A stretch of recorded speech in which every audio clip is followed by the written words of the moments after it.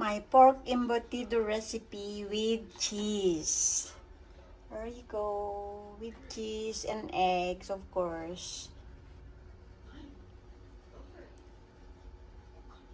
I'll show you the finished product.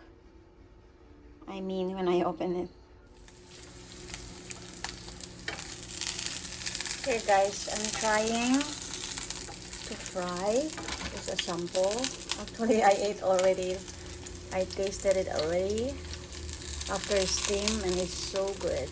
And this is a natural, like there's no Ajinomoto, there's no magic syrup, there's no whatever you call that, chicken powder or whatever.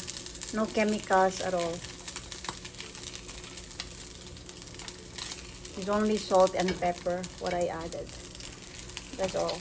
And the cheese made it taste, and the bell peppers and everything. Raisins. No sugar added as well. It's her natural taste. It's natural taste. That's yummy. Finished product. All you need to do is to eat, and it's almost finished.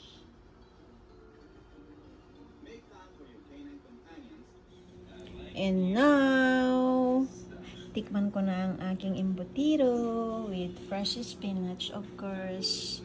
Baby spinach. This is a natural, no Ajinomoto, no magic syrup, no chemicals at all. O, diba? Super, super sarap.